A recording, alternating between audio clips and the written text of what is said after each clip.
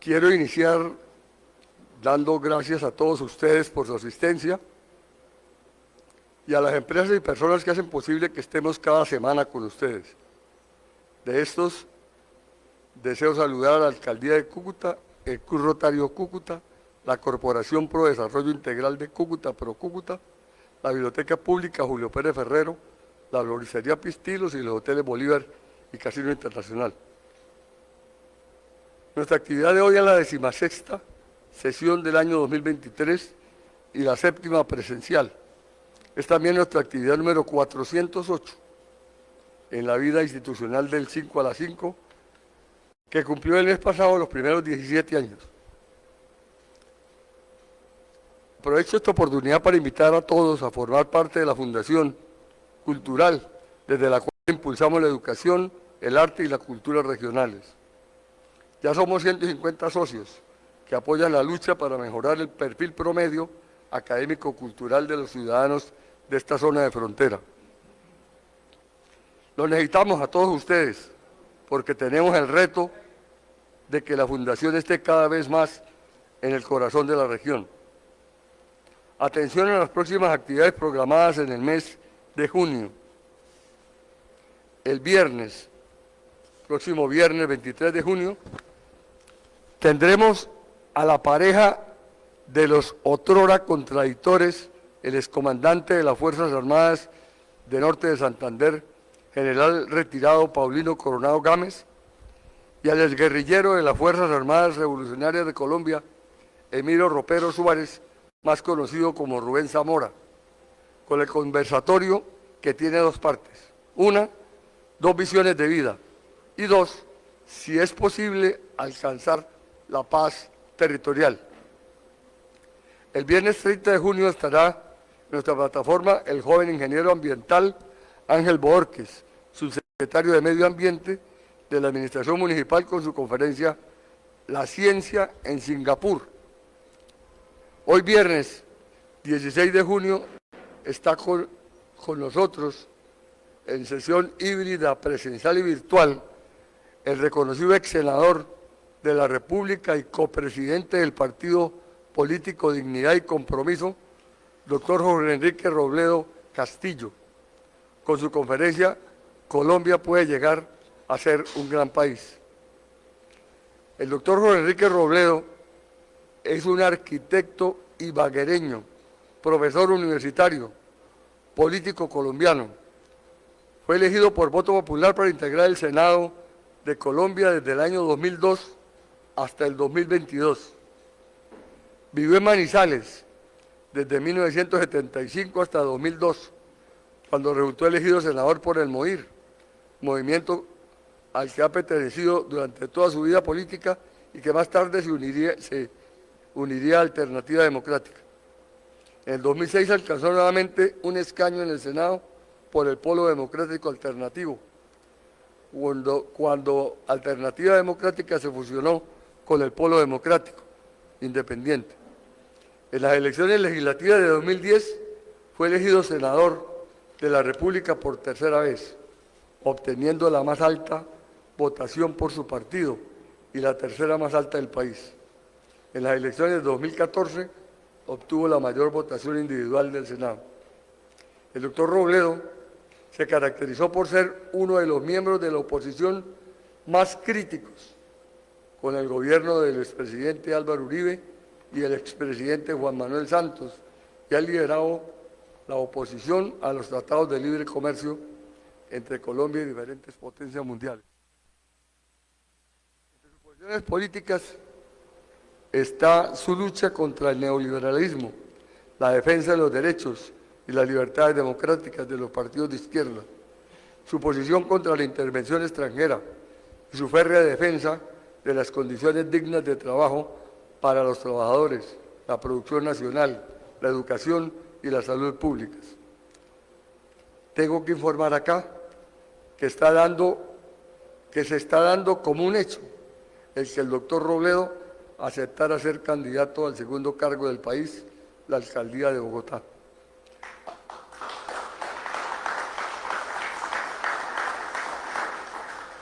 Asimismo, que este será el último viaje antes de iniciar su campaña política. Claro que él sabe que nosotros le enviamos otro tiquete aéreo para el mes de agosto. Y si Dios y él no tienen inconveniente, esperamos tenerlo otra vez en el programa cultural del 5 a las 5. ¿Sí, no? Señoras y señores, recibamos con un fuerte aplauso a un profesional que está llamado para grandes designios. Muchas gracias.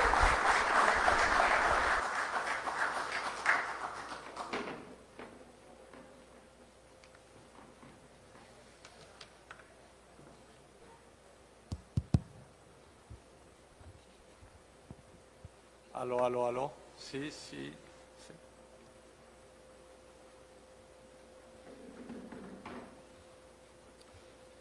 Bueno, en primer término, agradecerles a todos ustedes, señoras y señoras, que estén esta tarde aquí con nosotros. Agradecerle, por supuesto, al doctor Patrocinio la amabilidad de invitarme a este evento. Yo sé que estamos en un auditorio de importancia en la ciudad de Cúcuta. A Libardo Mojica, que jugó un papel pues también para que yo estuviera por aquí, a Jorge Maldonado, bueno, y a todos mis amigos aquí, mil gracias por esta invitación. Muchísimas gracias. Como se ha dicho, pues yo fui profesor universitario muchos años, antes de ser senador. Entonces este tipo de eventos para mí resultan gratos porque pues esto al final tiene que ver con la academia y con el conocimiento y con esas cosas y tiene que ver con temas que he estudiado por muchos años. Entonces, esta charla de hoy la he titulado Colombia puede ser un gran país, que es una frase que contiene la idea de que no lo es. ¿Sí? No, pues no lo es, no es un gran país, no en el sentido de que, bueno, lo voy a explicar más bien para no entrar en detalles, ¿cierto? Pero no lo es. Pero la pregunta que voy a intentar responder es ¿por qué no lo somos? O sea, cuando estoy diciendo que es un gran país, no es un país desarrollado, no es una potencia económica. Y entonces la pregunta del millón es, bueno, ¿por qué no lo somos? ¿Por qué no lo somos? Entonces la charla la voy a dividir en unas cuantas partes. Lo primero es que voy a dar unas cuantas cifras que muestren la gravedad de nuestro subdesarrollo. Cuando me refiero a que no somos un gran país, es porque no pertenecemos a los países desarrollados del mundo, sino a los países subdesarrollados del mundo.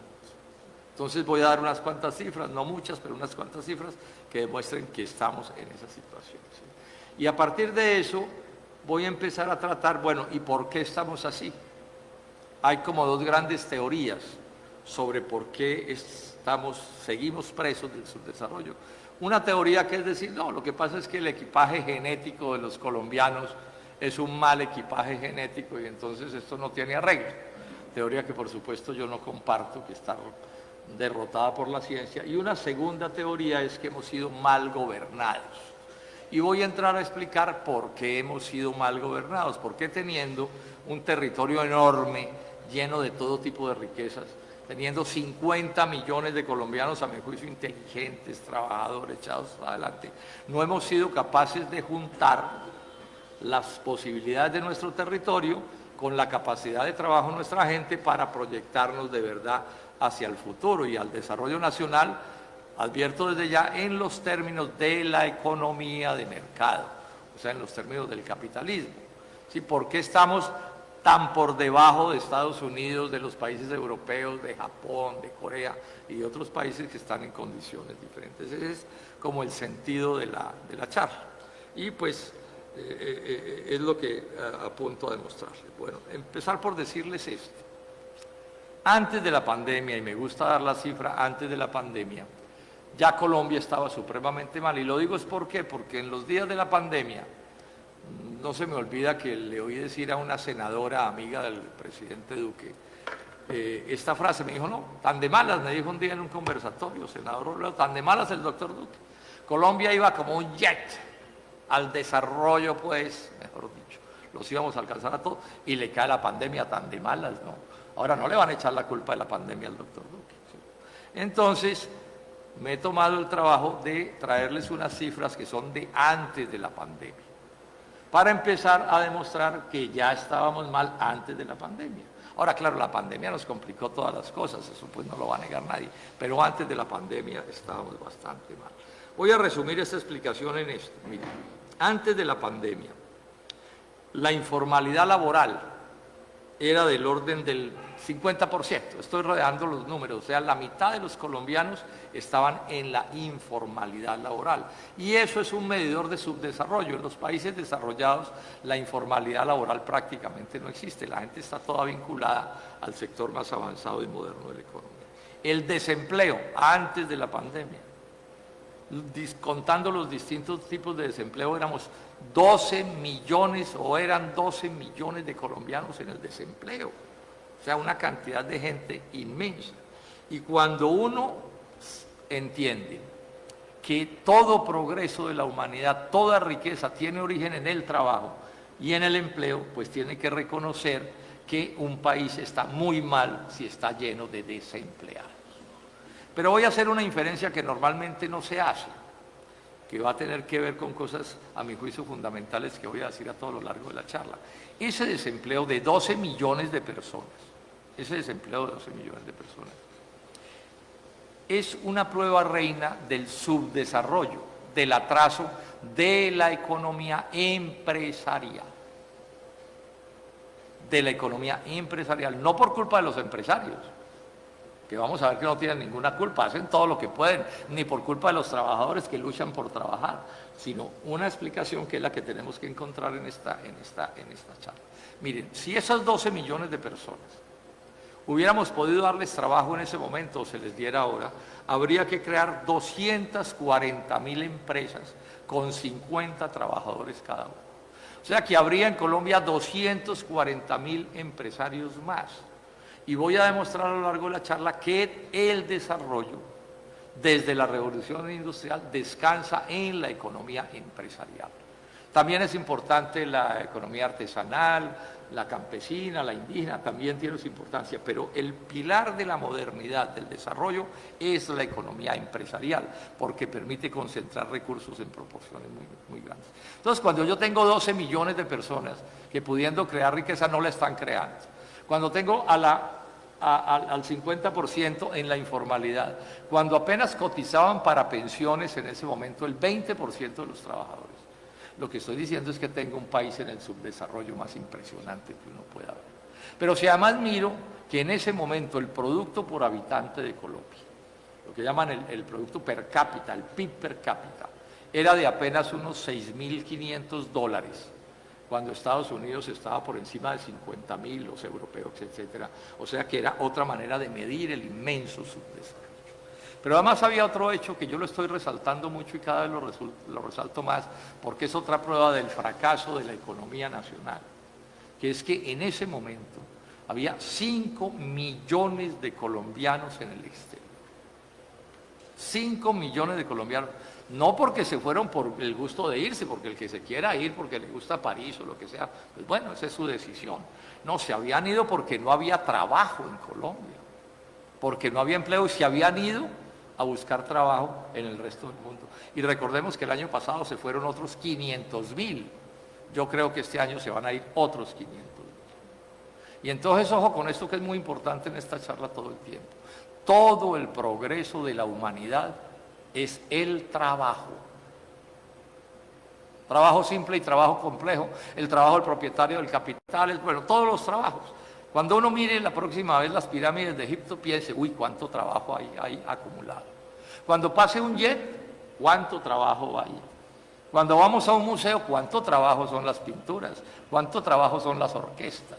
Entonces, cuando un país no es capaz de utilizar productivamente a su gente, y además su gente se le está yendo, es un país que está supremamente mal y que no tiene futuro. ¿Qué es lo que nos está pasando hoy? Que se están yendo ¿quiénes?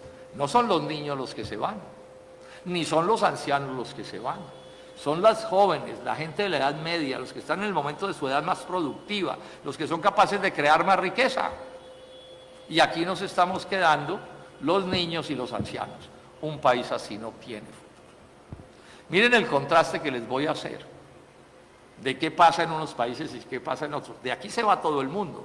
Bueno, en Estados Unidos hay 44 millones de personas trabajando que no nacieron en Estados Unidos. Y en Europa hay 37 millones. de gentes trabajando que no nacieron en Europa. O sea, miren ustedes el contraste. O sea, ellos están felices recibiendo gente. Si ustedes miran en los últimos días hay publicidad australiana, alemana, inglesa, norteamericana, llevándose colombianos. Y en Colombia este país está tan confundido y tan mal que ni siquiera es un debate. Yo repito, yo no me opongo a que se vaya el que se quiera ir, ¿cierto? No es eso lo que estoy discutiendo, lo que estoy diciendo es que un país serio tendría un escándalo sobre esto, diciendo, bueno, pero ¿qué futuro vamos a tener si se nos van la gente en edad productiva? Yo sostengo que esto es lo peor que le puede pasar a un país. Nada hay peor. Y nada hay mejor para un país que recibir y recibir gente que se la mandamos formada, se la mandamos subsidiados. Y además les echamos 3 o 4 mil dólares entre el bolsillo para que pasen los primeros meses. Entonces dicen, no, pero es que esos que se van mandan remesas. Pues sí, pero eso es una fracción así de grande de la riqueza que crean allá. Es más, allá también son consumidores. Y resulta que el consumo es una base del desarrollo, porque no puede haber empresas ni puede haber economía donde no hay consumidores. Entonces, enfatizo, este es el país que yo veo y repito, estoy tremendamente preocupado por las cosas que están sucediendo.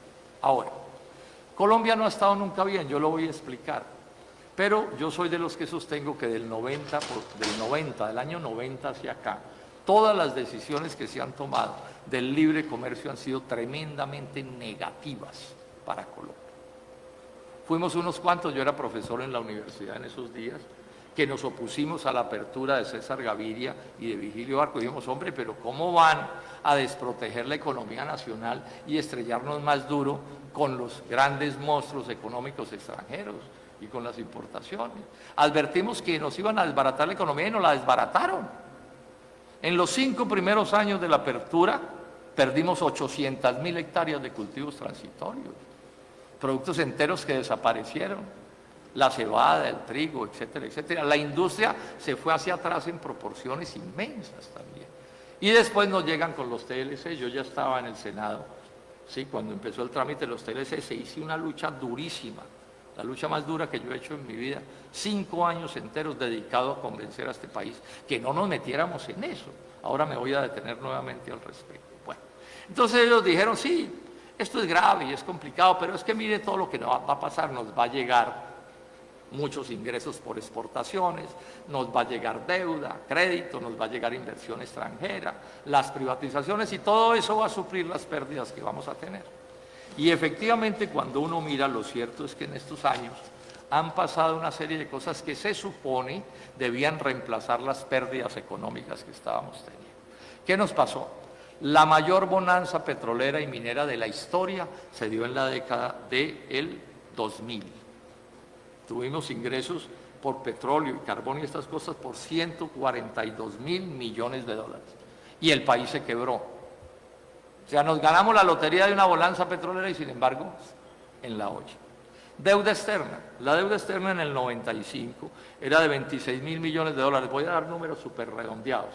26.000 millones de dólares. Hoy vamos en 187.000 millones de dólares de deuda externa. Y el país, ¿cómo está? Quebrado. También nos dijeron, no, nos va a salvar la inversión extranjera. Bueno, la inversión extranjera en 1996 era de 11.700 millones de dólares. Ahora es de 218.000 millones de dólares. Y el país, quebrado. También dijeron, no, vendamos todas las propiedades públicas. Se vendieron propiedades públicas por 46 billones de pesos. Nos las comimos. Nadie sabe de dónde fue a dar esa plata y el país quebrado. O sea, son números que nos demuestran que el modelo económico que estamos desarrollando no nos sirve. No nos funciona como debería ser. No nos funciona como debería ser. Entre otras cosas porque miren que esta cifra es mortal. Esta cifra es mortal. Entre el 2010 y el 2022, la relación entre el total de ingresos en dólares a Colombia y egresos en dólares, ¿sí? Porque uno tiene las dos relaciones. Entonces, ingresos es la plata que nos prestan, la inversión extranjera, las exportaciones que hacemos y entonces son dólares que nos entran. Pero también nos salen dólares, la deuda externa hay que pagarla, las utilidades de las empresas que vienen, pues también hay que girarlas al exterior, las importaciones que están disparadas, no voy a entrar en detalle, pero están disparadas, estamos importando mucho más que lo que exportamos. Eso se llama la balanza de pagos, mide eso.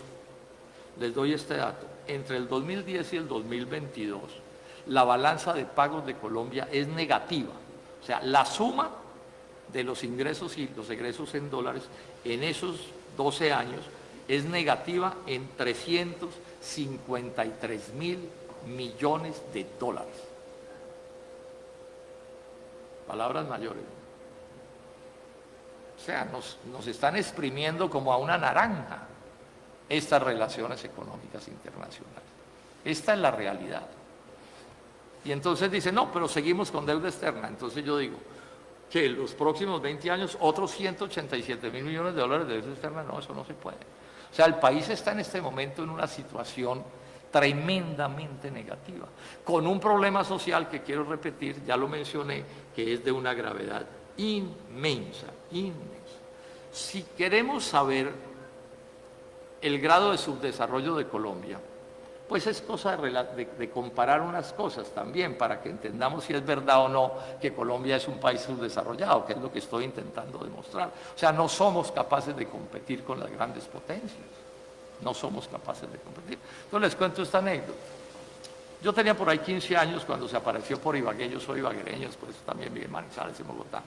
Un belga, fue profesor de la Universidad del Tolima, un belga. Y cortejó un poco a mi hermana, entonces yo terminé en alguna comida o algo así con ese belga. Entonces yo tenía 15 años y no sé por qué se me ocurrió decir, porque a mí no me interesaba la política. Yo dije, hombre, es que la tragedia de Colombia es el subdesarrollo de este país tan subdesarrollado. Estoy hablando de 1965, una cosa así. Y este belga me pegó una regañada, me dijo, no, Jorge Enrique, Colombia no es un país subdesarrollado, este es un país en vía de desarrollo. Ten paciencia y verás que con el paso de los años se van a volver un país desarrollado, se van a volver como nosotros los europeos. Imagínense, yo a los 15 años, un profesor universitario europeo, yo quedé más achantado, más aburrido, no me atreví a decir nada.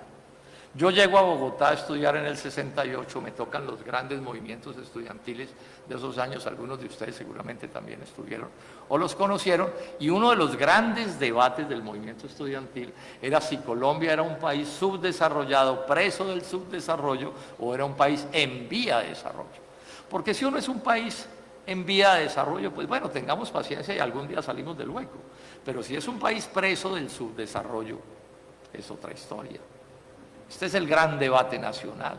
O sea, nuestro subdesarrollo es porque estamos presos del subdesarrollo o porque nos vamos a terminar desarrollando. Bueno, en nuestros análisis y en nuestros debates de esos años, que fueron muchos concluimos que este era un país preso del subdesarrollo. Y eso fue lo que me decidió a mí a dedicarle a mi vida toda, desde 1990, a la lucha política. A bregar a hacer de Colombia un modelo económico diferente que nos permitiera desarrollarnos. Y es la lucha en la que estoy hace 50 años y es la lucha en la que sigo estando. Y es lo que estoy planteando aquí, y voy a insistir en esto. No somos un país en vía de desarrollo, somos un país preso del subdesarrollo. Y entonces aquí va a empezar en una discusión, es bueno, ¿y qué? ¿Cuál es la causa de eso? Y me detengo sobre este tema de las causas. Yo les decía a mis estudiantes esto.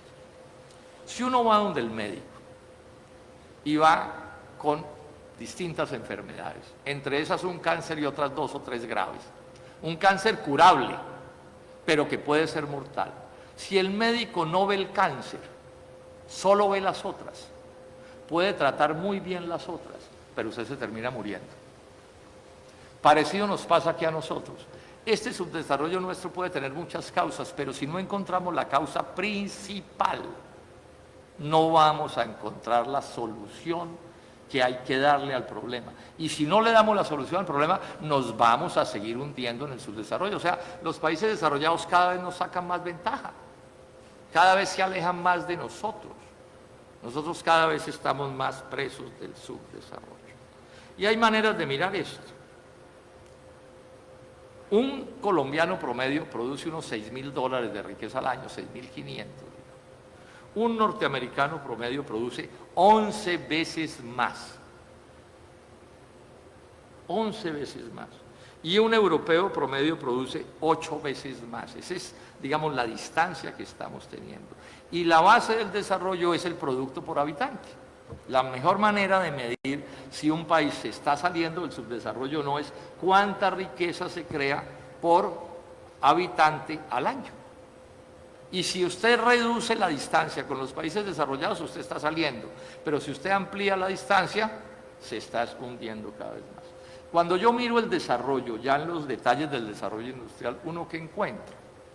Las economías más avanzadas del mundo, empezando el siglo XX, estaban produciendo motores de explosión, motores eléctricos, automóviles, bueno, una serie de aparatos de la tecnología y de la ciencia y el desarrollo, y nosotros estábamos en unas condiciones, digamos, de producir, digamos, no sé, aperos para caballos, sillas, ¿cierto? Sí, yuntas para bueyes, carretas, cosas de ese corte.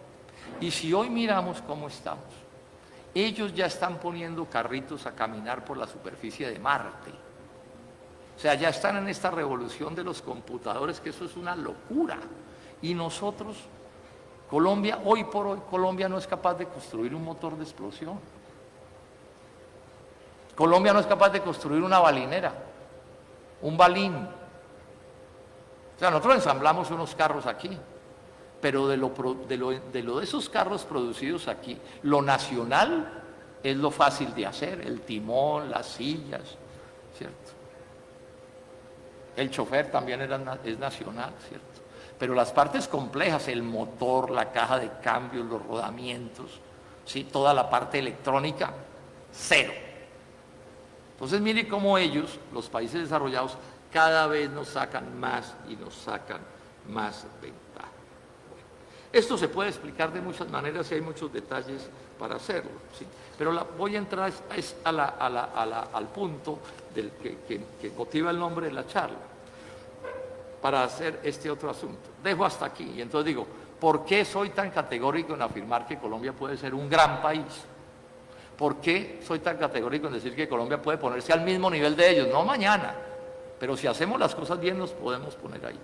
Porque tenemos dos cosas que nos garantizan que si hacemos las cosas bien, podemos salir de esta tragedia en la que estamos. Primero, tenemos un territorio inmenso, 1.200.000 kilómetros cuadrados, no es el territorio más grande del mundo, pero es grande.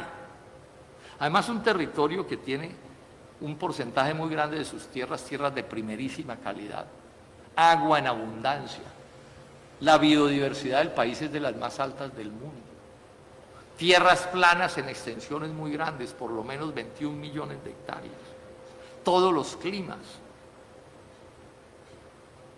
Tenemos, por ejemplo, el 70 o el 80% de nuestra electricidad es hidráulica, que ni siquiera contamina. O sea, si uno mira el territorio que tenemos, un territorio lleno de todo tipo de riquezas, petróleo, carbón, níquel, o sea, en minerales también somos supremamente ricos. Pero además tenemos una localización privilegiada.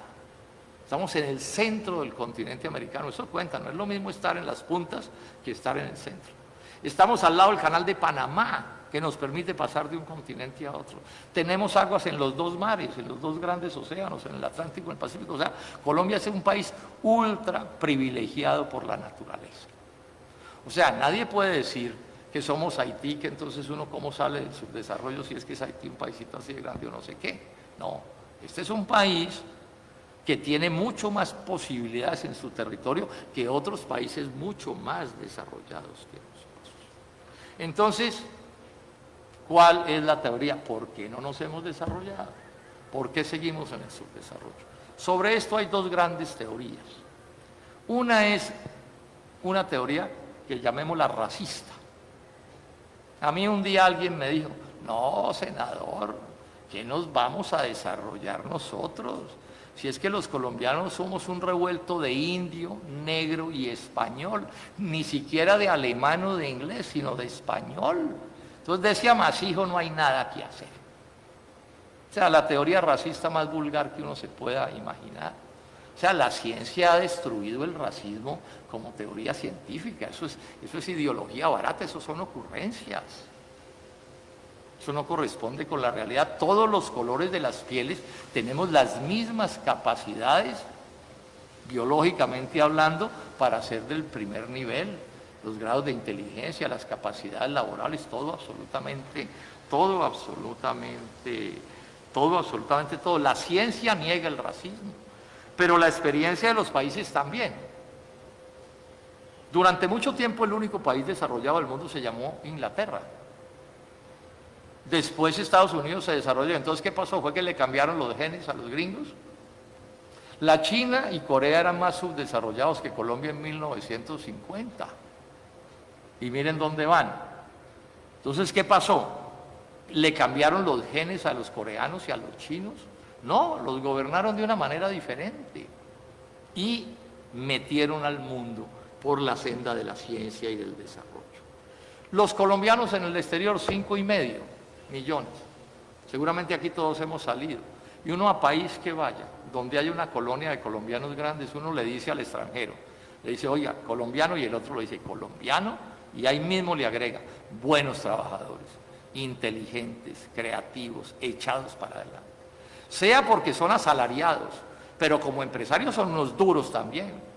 Y en el mundo de la academia somos buenísimos, o sea, como todos los de todos los países del mundo. Porque al final este equipaje genético es básicamente igual, así uno tenga los ojos así, los otros sean más morenos, más oscuros, más claros, lo que sea, más chiquitos, más grandes. Eso no es lo que define. O sea, esa teoría racista no resiste análisis, es una irresponsabilidad para justificar y negarse a ver lo que va a ver. Pero yo les insisto en la pregunta del millón. China ya se está pasando a Estados Unidos en su desarrollo. Más subdesarrollada que Colombia en 1950. Entonces, ¿qué sucedió? Que le cambiaron el equipaje genético, el cerebro, ¿qué? Nada. Tomaron decisiones políticas y económicas. ¿Qué decisiones tomaron? Todo país que se haya puesto a hacer lo que hicieron los ingleses por allá en el siglo XVIII y XIX, se desarrolla. Los japoneses hasta el final del siglo XIX eran un reino feudal ultra atrasado. Y el propio emperador se dio cuenta que se los iba a comer todos si no cambiaban las cosas, y las cambiaron y se volvieron la potencia que se volvió. O sea, en 1860, Japón era ultra atrasado, y a la mitad del siglo XX fue capaz de hacerle una guerra a Estados Unidos, que era la principal potencia económica. O sea, esto no es por ahí, o sea, esto tiene que ver con otro tipo de cosas. Miremos el caso de Colombia. Colombia no es el subdesarrollo absoluto. Colombia tiene, voy a mencionar esto desde ahora, unos parches de modernidad, de desarrollo que hay que saludar. O sea, si uno le toma una foto desde un avión a Colombia, ¿qué le da? Allá abajo le da un océano de atraso, de subdesarrollo, pero le da unos islotes de modernidad, de cosas avanzadas. Si le toca la misma foto a Estados Unidos o a cualquier país europeo, le da al revés. Le da un océano de modernidad y unos islotes de atraso que también existen. O sea, en Estados Unidos, en Francia, en Alemania también hay partes de esos países que son atrasados. Lo que pasa es que no es eso lo que predomina. No es eso lo que predomina. Pero uno mira, por ejemplo, los colombianos hemos competido muy bien, internacionalmente hablando, en café, en banano y en flores. No somos tan brutos. Los trabajadores y los empresarios, si somos capaces de competir con el mundo entero en esos negocios. La minería colombiana compite con la minería del mundo. O sea, nosotros competimos en petróleo y en carbón con las potencias carboníferas y petroleras. Internamente, el sistema financiero colombiano, bueno, en azúcar también. El sistema financiero colombiano es un sistema financiero, digamos, más pequeño que el de los países desarrollados, pero, digamos, del mismo grado de modernidad. Otra pregunta, en Colombia hay 800 transnacionales operando en el territorio nacional. Y esos son gerentes colombianos, trabajadores colombianos, técnicos colombianos. Si somos tan brutos y tan vagos y tan perezosos, ¿por qué se vienen a invertir aquí? ¿Y por qué aquí construyen empresas poderosísimas que pueden considerarse de talla mundial? sea, ¿por qué Bavaria termina siendo de SABMiller, que es la primera petrolera del mundo? La primera cervecera, perdón, del mundo. O sea, hay mil maneras de demostrar que nosotros tenemos todo el potencial para ser un país de primer nivel, para que en Colombia pase lo que pudo pasar en su momento. En Alemania los alemanes eran mucho más atrasados que los ingleses, y los igualaron y se los pasaron por momentos. Los franceses también, los gringos ni se digan. Y los nuevos éxitos que estamos viendo son de países que antes eran más atrasados. Entonces el punto. Entonces, bueno, si no es por problemas de raza, ¿por qué somos tan subdesarrollados? Porque alguna explicación tiene que tener esta vaina. Mi teoría, y la teoría de muchos, es que la explicación es muy simple: hemos sido mal gobernados. No voy a entrar en todos los detalles, no me voy a ir por allá hasta los españoles porque el tiempo no nos da, pero hemos sido mal gobernados por lo menos a lo largo del siglo XX, o por lo menos a lo largo de después de 1950 para acá. Y las pruebas de que hemos sido mal gobernados es que miren el subdesarrollo. Hemos sido mal gobernados. ¿Por quiénes? Por todos los gobiernos que hasta hoy hemos tenido a Colombia. O sea, ninguno de esos gobiernos, son cosas que yo he estudiado minuciosamente, no tengo el tiempo para detallarlo, pero ninguno de estos gobiernos ha soñado, o sea, la élite política colombiana y la élite económica colombiana, me refiero al curubito de los que han mandado en Colombia, que además son los mismos con las mismas. Si uno va y mira, es la vieja élite del Partido Liberal, del Partido Conservador, que ahora se ha subdividido en varias partes, ¿sí? No han tenido como propósito modernizar de verdad. Si ustedes miran el desarrollo de todos los países que se han desarrollado, ha sido una decisión de los jefes de los países. O sea, el emperador japonés dijo en 1860, vamos a desarrollar al Japón como sea. La independencia de Estados Unidos, de la Gran Bretaña, de Inglaterra, ¿fue por qué? Porque los ingleses no los dejaban desarrollar. Y entonces los gringos con toda razón dijeron, bueno, entonces señores ingleses, si ustedes no nos dejan desarrollar, nosotros nos vamos a independizar. Las independencias de estos países, de Colombia, Venezuela, también tuvieron ese propósito. Ahora me voy a detener un poco sobre eso. Y entonces aquí lo que han promovido es una modernización parcial. Entonces uno mira Cúcuta, mira Ibagué, mira Bogotá, y estas ciudades tienen unos pedacitos que se parecen al mundo desarrollado. Pues no es que se parezcan mucho, pero se parecen. O sea, que hay unos sitios donde hay servicios públicos, hay agua potable. Los que vivimos en esas zonas tenemos unos niveles de ingreso y de educación, como de país desarrollado, pero estos son islotes. Yo les voy a dar este dato que es sorprendente. El 80% de las edificaciones de Colombia no cumplen con las normas de sismoresistencia. O sea, en los barrios populares de autoconstrucción, en Cúcuta, de eso hay a la lata, no es sino verlos del avión. Bogotá ni se diga, Medellín, Cali, Barranquilla. El día en que a uno de estos territorios les pegue un sismo fuerte, va a haber una matanza descomunal, porque esas casas se van a caer peor que castillos de naipe. Es que estas son las expresiones del subdesarrollo de las que estamos hablando. O sea, son realidades que estamos teniendo, además de la pobreza y del hambre. Esto tiene pues una serie de historias, pero quiero es plantear esto. Terminada la Segunda Guerra Mundial, se va a crear un nuevo orden global. ¿Ustedes se acuerdan que antes de la Segunda Guerra Mundial lo que hubo fue una serie de, o en la Segunda Guerra Mundial, una serie de confrontaciones? ¿Quién controlaba el mundo? Lo controlaban los alemanes, lo controlaban los italianos, lo controlaban los japoneses. O sea, ¿quién controlaba la economía del mundo? Los norteamericanos. Bueno, termina la Segunda Guerra Mundial, que afortunadamente derrotó a los nazis, y quedó como gran vencedor del mundo Estados Unidos. Porque Europa Occidental, bueno, la Europa Occidental quedó en la órbita de la Unión Soviética, o sea que quedó en una situación distinta. Europa Occidental quedó destruida por la guerra, Japón quedó destruido por la guerra.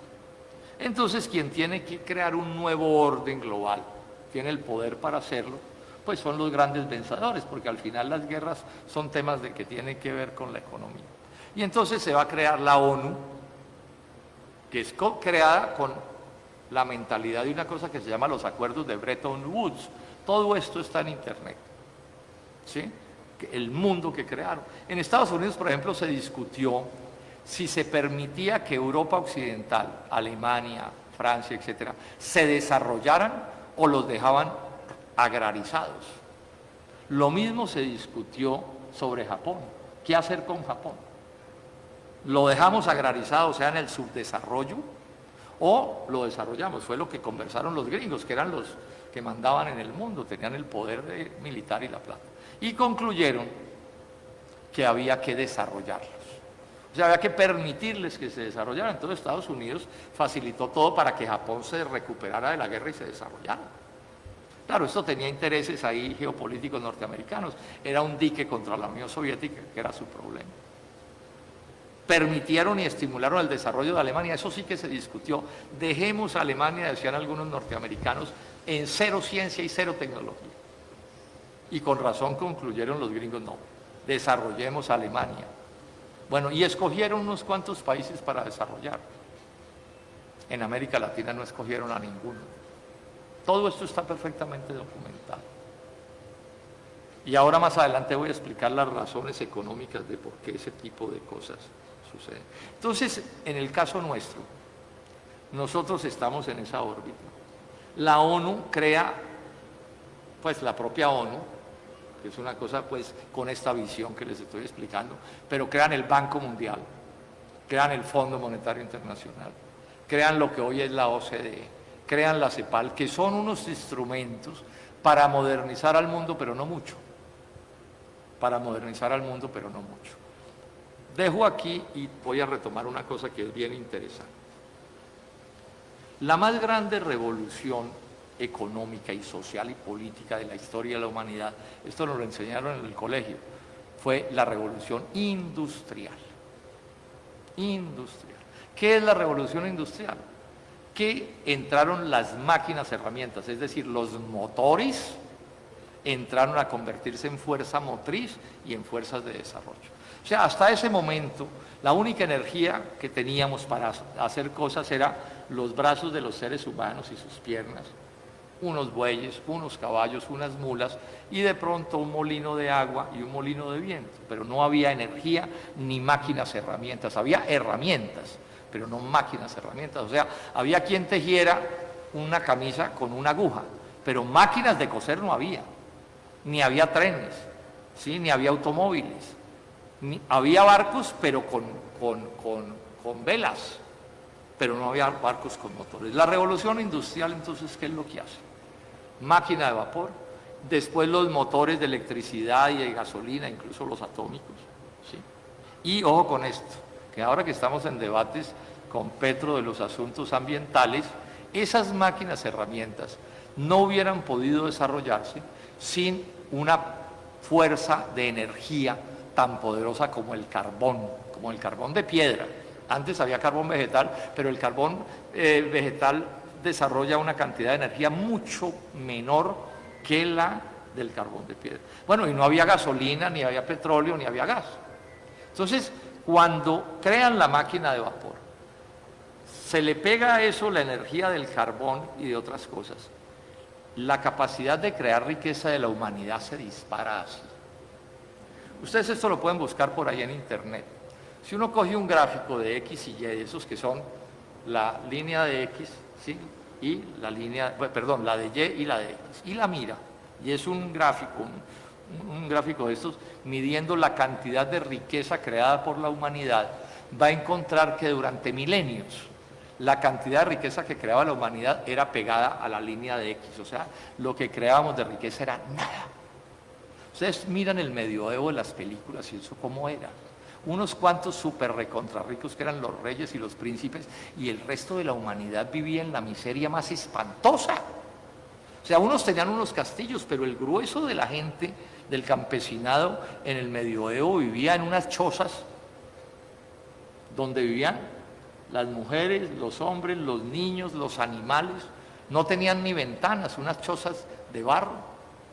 ¿Sí? Una cosa realmente oprobia, o sea, la miseria en la que se vivía. Bueno, y miren qué pasa con la revolución industrial. Usted mira este gráfico que les digo que es esta línea pegada de muy poca creación de riqueza. Llega la revolución industrial y por lo que les acabo de explicar de los motores y de la energía, la línea de creación de riqueza se dispara casi perpendicular.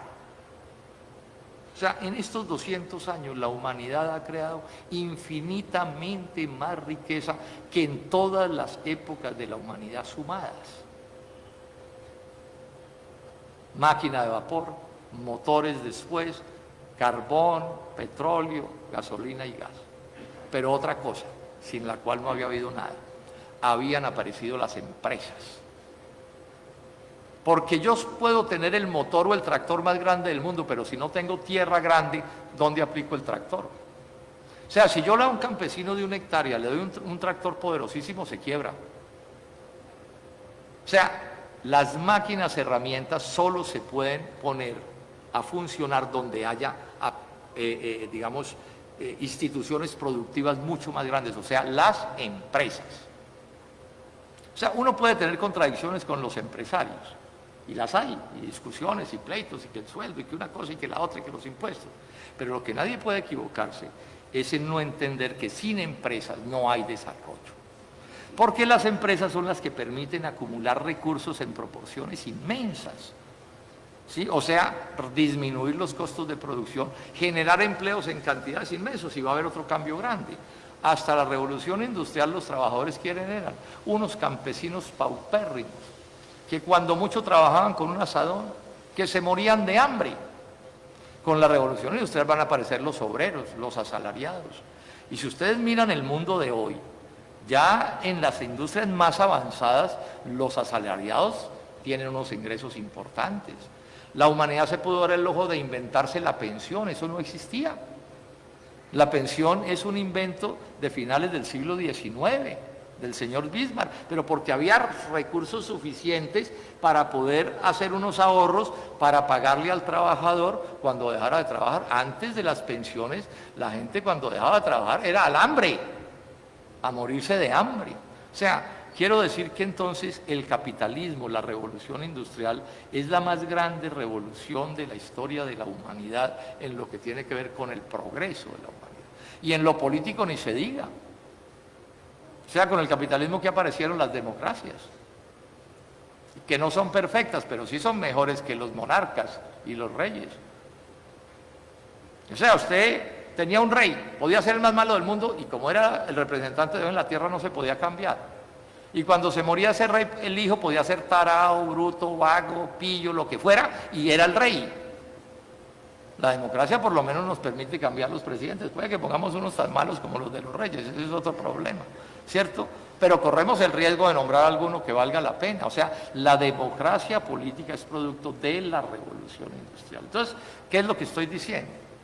Si Colombia sigue siendo un país que no es capaz de hacer un desarrollo empresarial poderoso, no tiene futuro. Cosa que no quita que también tenemos que tener economía campesina. Yo soy un defensor de las, porque uno puede tener las dos cosas. Usted puede tener en el café empresas las más avanzadas del mundo y campesinos en otras circunstancias. O sea, usted puede tener una fábrica de zapatos que produce miles de zapatos al día, pero también puede tener unos artesanos que hacen unos zapatos. No hay que poner a pelear las unas con las otras. Pero lo cierto es que si usted no desarrolla las empresas, no desarrolla su economía. Y si no desarrolla su economía, pues no tiene nada, no puede resolver los problemas. Le pasa lo que nos pasa a nosotros, le pasa lo que nos pasa a nosotros. Pero hay un problema con el capitalismo, es que el capitalismo es un sistema duro. Los que son empresarios aquí lo saben, la competencia es una cosa dura, empresario que se descuida, lo quiebra su competidor. Y ahí no hay contemplaciones. Milton Friedman, que es uno de los ideólogos del capitalismo más importantes que hay, tiene esta frase, dice esto, hay una y solo una responsabilidad social de las empresas, responsabilidad social de las empresas, una sola, ¿cuál es la de utilizar sus recursos para generar utilidades? O sea, el único deber de las empresas es producir ganancias. Puede que tenga otros deberes, el dueño de la empresa puede ser un filántropo y crear un hospital también, pero si no crea riqueza, si no produce ganancias, se quiebra, o sea, deja de ser empresa. O sea, el capitalismo es un sistema súper duro, pero bueno, ese es el que tenemos. Entonces el problema es si Colombia es capaz o no de desarrollar su capitalismo. Y a como vamos no lo estamos desarrollando. Esa es nuestra tragedia. Tenemos un capitalismo, una economía de mercado tremendamente subdesarrollada, que alcanza para que algunos, en general, digamos los que estamos aquí, nos vaya y más o menos bien en la vida. Pero Cúcuta es un desastre, y Manizales es un desastre, y Bogotá es un desastre, Colombia es un desastre de subdesarrollo. Y si no nos metemos en la senda del desarrollo, podemos dar un salto hacia atrás. Eso también sucede. La primera cosa que a mí me impresionó cuando llegué a Roma la primera vez fue ver ese inmenso desarrollo de la Roma del tiempo de los esclavos, verlo convertido en ruinas. Entonces yo le hice a mi mujer esa reflexión, le dije: ole, Carmen, sí sería que los romanos de esos días, cuando estaban en ese esplendor, el mármol, las riquezas, a alguien se le ocurrió pensar que eso podía terminar en estas ruinas. Seguramente no, pero terminaron en eso.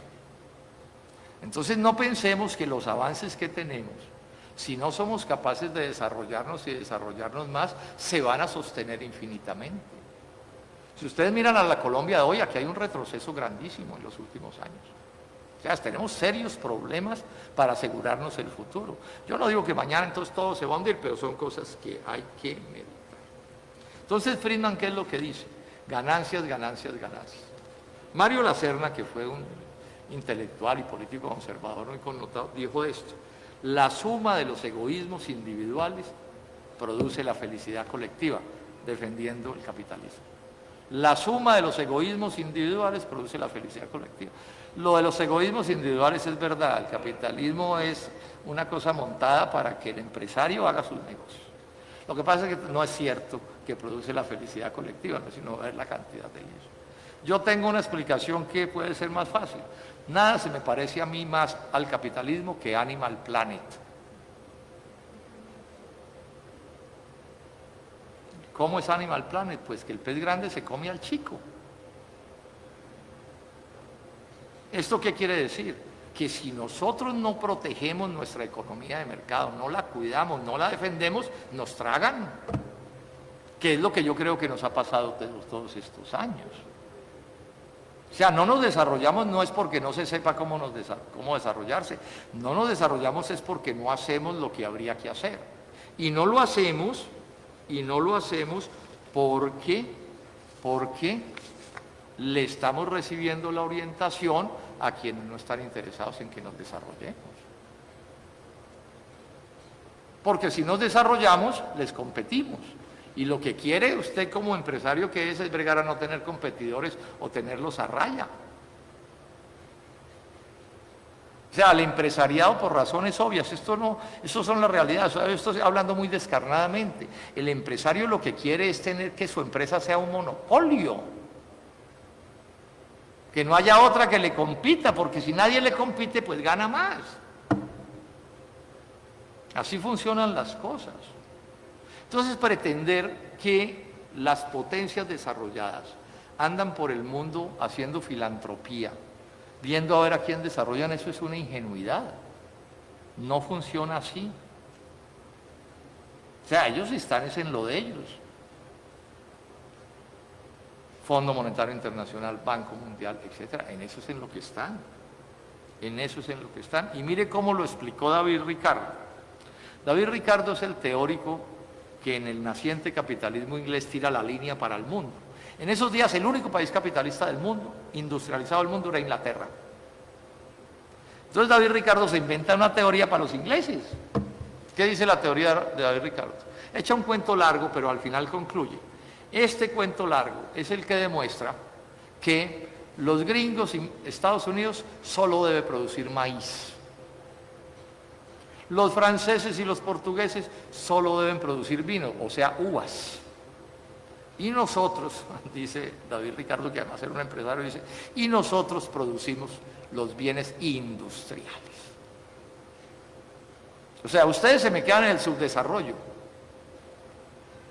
de producir solo maíz. Claro, el maíz es importante, pero si usted no se mete al mundo de la industria, del desarrollo científico-técnico, de las energías poderosas, de los motores, usted está muerto. Ahora, pero claro, el mundo no es como quería David Ricardo que fuera, entonces los gringos le dijeron, no señor, a nosotros no nos eche ese cuento. O sea, nosotros vamos a industrializarnos, porque ya se sabía que el que tenía industria, tenía motores, tenía todo lo que he dicho, pues se iba hacia adelante en la creación de riqueza. Los franceses tampoco se quedaron produciendo uvas, y en general todos los países del mundo. Rusia era un país mucho más atrasado que Europa en 1917. Pero los tipos hacen su revolución y se dedican, hay mil cosas que discutir, pero se dedican a industrializarse. China en 1949 era súper atrasada, pero toma las decisiones ¿a qué? A industrializarse. Porque el que no se industrialice, se lo llevó el diablo. Y aquí tenemos un problema que es muy complicado. Entonces uno mira a todos los que nos han gobernado a lo largo de todos estos tiempos. Y hay una cosa que es curiosa, e inclusive Petro anda en eso también, cosa que a mí no me sorprende. Otra razón más para no haber votado por el personaje. Pero aquí la prueba de los presidentes, la prueba de que están haciendo las cosas bien, es que los aplaude el Fondo Monetario, o el Banco Mundial, o la OCDE, o Washington. Hasta Petro anda en eso. Vamos también, que mire el aplauso del Fondo Monetario, pero ¿y quién ha dicho que nosotros somos los dueños del Fondo Monetario? ¿Quién ha dicho que el pensamiento del Fondo Monetario es desarrollar a Colombia? No. O sea, en esto tenemos que ser sensatos. No, ellos están en lo de ellos, porque eso lo controlan ellos. ¿Para qué? Para un mundo a su imagen y semejanza. Un mundo a su imagen y semejanza. Entonces, cuando uno entra a detallar el tema de los TLCs, y voy a terminar ya porque quiero ser muy breve para que hablemos entre todos. Cuando uno mira y estudia el caso de los TLCs, hay un libro entero mío sobre eso, y hay no sé cuántos artículos y debates, pero hay un libro entero. Yo cogí el TLC con Estados Unidos y lo analicé capítulo por capítulo. Son 23 capítulos. Y ojo con esto, el TLC es un instrumento tan poderoso que ustedes miran. La Constitución Nacional es el máximo organismo que define cómo se organiza Colombia. Y después de eso están los tratados internacionales. ¿Eso qué quiere decir? Que nadie puede hacer nada en Colombia, ni ley, ni decreto, ni resolución, ni permiso, ni nada, que contradiga el texto de los TLC. Nadie. O sea, si el alcalde de Cúcuta mañana saca una cosa que contradiga el TLC, es ilegal. Porque ya está en el ordenamiento jurídico colombiano. Ahora, ¿qué es un tratado de libre comercio? O sea, los gringos tienen, los europeos tienen, o sea, las potencias tienen. Y nos meten ahí, pero a nosotros nos meten es de carne de cañón, ¿no es cierto? ¿Qué es un tratado de eso? Entonces, ellos necesitan controlar al mundo para sus grandes negocios. De eso es de lo que se trata. ¿Sí? El libre comercio no es para promover el libre comercio es para promover el monopolio.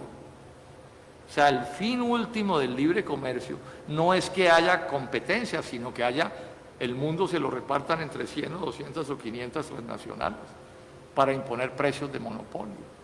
De eso es de lo que se trata. ¿Cómo diseñan un tratado de eso? Entonces el gobierno gringo llama a sus grandes transnacionales y a sus grandes empresas, empresas financieras, de farmacia, de automotriz, mineras, todas. Dice, bueno, ¿cómo quisieran ustedes que fueran las relaciones económicas con Colombia o con los países de América Latina? Entonces cada una de esas transnacionales o cada uno de esos centros de poder en un papelito dice, miren, nosotros quisiéramos esto y esto y esto, y hacen un listado de cosas como quisieran para sus intereses. Ahora les doy unos ejemplos. Y el gobierno norteamericano coge un poco de especialistas y los sienta y redactan un documento que en nuestro caso tiene 23 capítulos y más de 1000 páginas.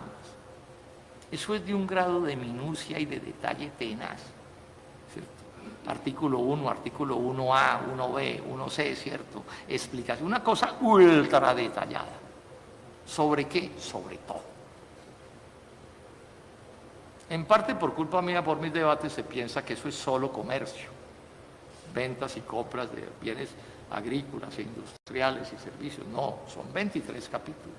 Ahí está reglamentado cómo debe ser el sector financiero, las telecomunicaciones, el manejo ambiental, las relaciones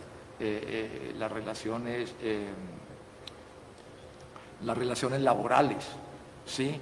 Cómo se tramitan las diferencias. Entonces, por ejemplo, en los TLCs, los pleitos entre las transnacionales norteamericanas o europeas con el Estado colombiano no se tramitan en la justicia colombiana, se tramitan en tribunales internacionales de arbitramiento, en donde nosotros tenemos un votico y son 3.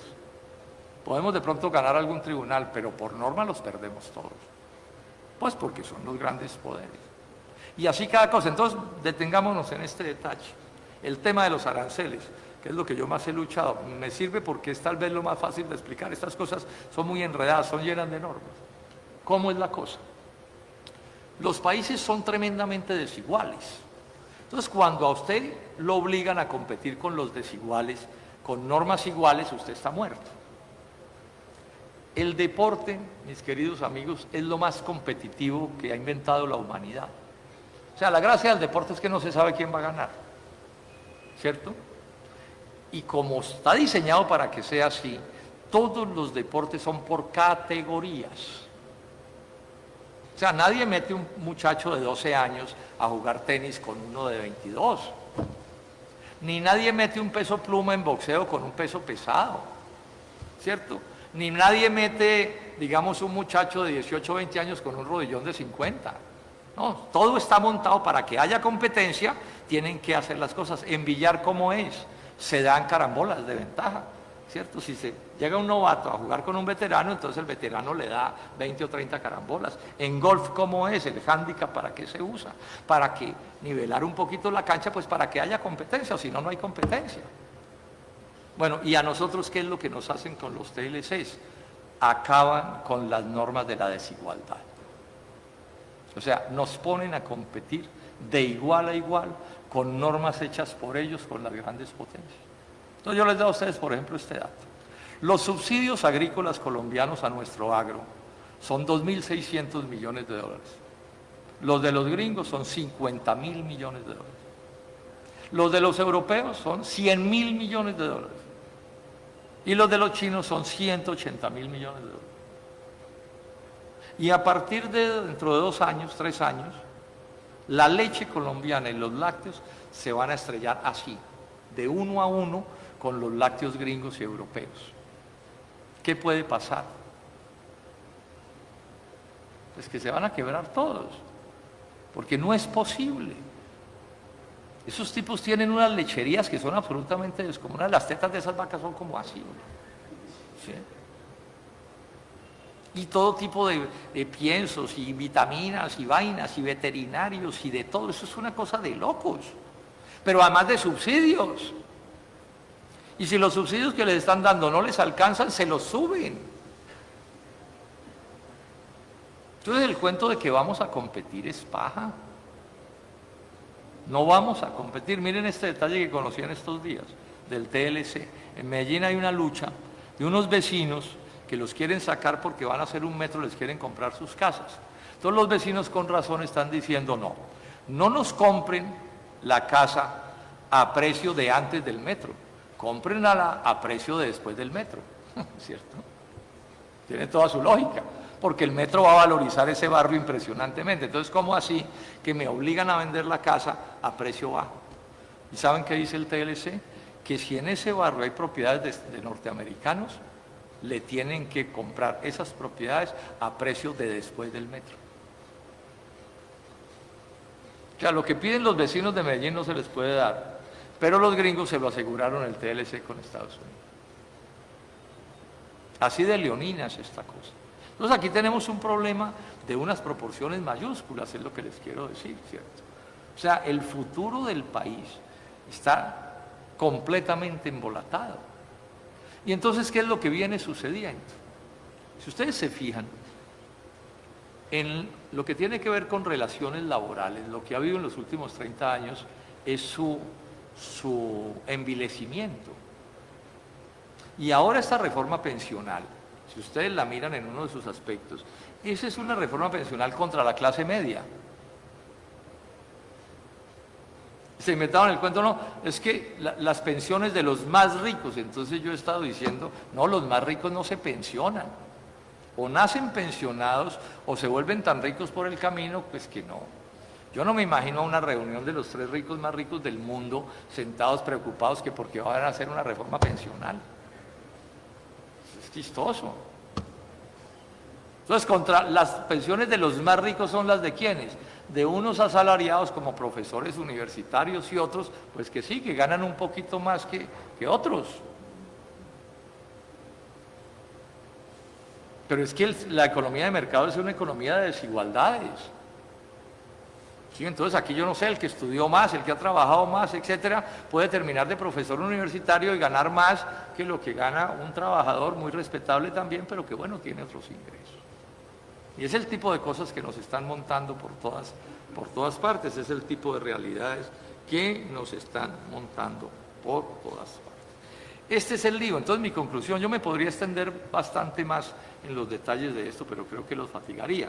Lo que estoy es como planteando el tema, el punto, o sea, alertando sobre la gravedad de lo que nos está pasando, pero no es que nos va a pasar, es que ya nos está pasando. Y cada vez las cosas van a ser peores, salvo que modifiquemos esto. ¿Qué hacer? Y con esto voy a terminar. Bueno, ya está claro que Petro no está en esto. Esa es mi principal controversia con Gustavo Petro. Yo lo sabía desde antes, por eso no voté por él. Y es clarísimo que no está en eso. Él propuso, por ejemplo, revisar, renegociar los TLCs en la campaña y apenas ganó, ¡pum!, retiró eso. ¿Sí? No tiene una política industrial ni agraria seria, eso no es verdad. Entonces él dice, no, es que con turismo vamos a resolver los asuntos. Y yo no me opongo a que haya turismo, pero uno no tiene para qué destruir la economía petrolera o carbonera o industrial para que haya turistas. Es que eso es una bobería.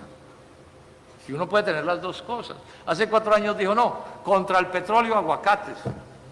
Sí, pero primero no es posible reemplazar la economía petrolera con aguacates, pero al final le dije, bueno, pero ¿y por qué más bien, doctor Petro, nos quedamos con el petróleo y los aguacates? ¿Es cierto? Si es que no hay por qué ponerlos en contradicción. Pero ese es el tipo de planteamientos, ¿cierto? O sea, él no está preocupado, esto es lo más grave de Petro, él no está preocupado por la producción del país. Entonces él quiere, por ejemplo, en parte la reforma pensional para coger unos dineros y darle unos auxilios de 200.000 pesos a un poco de pobres. Y yo no me opongo que a la gente más pobre se le den auxilios, pero la principal preocupación no debe ser esa, sino crear riqueza. Crear riquezas, porque o si no, no vamos a salir del subdesarrollo. O sea, lo que necesitamos es buenos empleos, lo que necesitamos es que la gente se pensione bien pensionada, o sea, nosotros tenemos que poner las miras altas. Ahora, eso no sucede de un día para otro, pero uno no puede abandonar las cosas que debe hacer. ¿Qué hacer? Y con esto concluyo. Primero, cosa que hay que hacer. Los colombianos debemos ponernos de acuerdo en una cosa que es muy mínima. Reconozcamos que estamos súper mal. Aquí hay gente que sigue diciendo que estamos bien y que es que el doctor Robledo es muy tremendista y no sé qué. Bueno, yo creo que estamos muy mal y empeorando. Empeorando, que es lo más grave, porque si yo veo la luz al final del túnel, así sea un túnel larguísimo, digo, bueno, pues démosle, pedaleemos. Pero es que yo no veo, o sea, no es posible que con este modelo económico resolvamos los problemas. O sea, si nosotros no aplicamos lo que nos enseñó la revolución industrial, esos 200 años en Colombia, no tenemos cómo salir del subdesarrollo y listo. O sea, hay cosas que están inventadas y si usted no se monta en eso, no se monta en eso. Es como el que va a construir un avión y entonces no aplica los principios de la aerodinámica, ¿no? Si yo voy a fabricar un avión, tengo que ir a buscar unos planos de los que saben hacer aviones. Puedo mejorar esos planos, pero no puedo inventarme un avión sin alas y sin hélices y no sé qué, porque no vuela. Primera cosa, reconocer que no nos sirve el modelo económico. Segundo, reconocer que nos toca criticarlo y oponernos y tenemos el derecho a reclamar. Es que nosotros somos una nación soberana, somos los colombianos. Los colombianos tenemos derecho a exigir un sitio bajo el sol de este mundo. Tenemos derecho a decir, no, es que eso que se está haciendo no es así. Ah, que aún los contradictores no estarán de acuerdo. Bueno, pues ¿qué le vamos a hacer? Somos contradictorios. O sea, estamos en economías de mercado y en economías de mercado hay el derecho a pensar distinto y cada uno tiene derecho a pensar con su punto de vista y esgrimirlo. Entonces, por ejemplo, si sabemos que viene una masacre de lecheros a partir del 2026, ¿por qué vamos para el abismo derecho como si eso fuera un asunto menor? Se van a quebrar, no sé, 300 o 400.000 familias de ganaderos. ¿Por qué renunciar a la economía de la leche si nosotros somos autosuficientes en leche? Ah, que es más cara que la extranjera. Bueno, ¿cuál es el crimen? ¿Quién ha dicho que usted solo puede producir lo que sea más barato que lo de los extranjeros? ¿Por qué nos tienen que obligar a pensar como ellos y ellos su pensamiento lo hacen pensando en sus conveniencias? O sea, esto no está escrito en letras de oro por el Altísimo. ¿Por qué Argentina y Brasil no tienen TLCs con Estados Unidos? No los tienen y punto. Y tienen grandes negocios con los gringos. Los europeos se sentaron con los norteamericanos a firmar un TLC y no fueron capaces. Porque ninguno se dejó braviar del otro. Entonces, por ejemplo, los franceses se sentaron y apenas se sentaron dijeron, ¿saben qué? La cultura no entra en la negociación. Porque a nosotros nadie nos va a acabar la cultura francesa, vamos a proteger nuestros pintores, nuestro cine, nuestra música y nuestras cosas. ¿Y por qué? Porque es la de nosotros y nos gusta. ¿De cuándo acá se inventaron que entonces a uno le tiene que gustar es la música de los otros países? O sea, somos un mundo diverso, somos países que tenemos derecho a existir. Ahora, oponernos a estas cosas y debatirlas, claro, democráticamente, no se trata de echarle bala a nadie ni nada, pero sí poderlo plantear y que si el presidente de Colombia se reúne con los presidentes de esas potencias, les pueda decir, oiga, ¿sabe qué? Nos tienen jodidos. Cambiemos eso. Esos tratados se pueden modificar, lo dicen con todas las letras, uno los puede renegociar. Es más, esos tratados tienen una cláusula que se llama de denuncia, que es que el presidente de Colombia o el de Estados Unidos le manda una carta al presidente del otro país, el capítulo 23 creo que es, 24, y le dice, señor presidente del otro país, quiero notificarle que Colombia denuncia este tratado. ¿Eso qué quiere decir? Que en 6 meses el tratado desaparece. Y claro, eso es un lío y es un dolor de cabeza, es un enredo, pero usted lo podía hacer.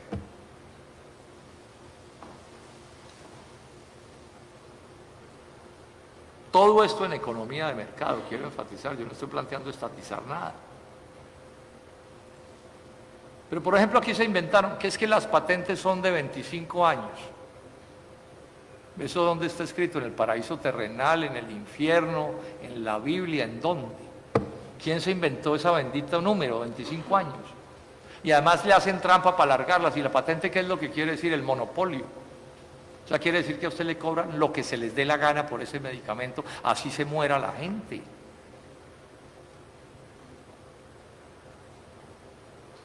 O sea, estamos hablando de cosas que son muy sensatas. Ahora, que es muy difícil, yo sí sé que es muy difícil, pero es que el problema es si vamos a seguir hundiéndonos en el subdesarrollo, porque por este camino no vamos a salir a ninguna parte.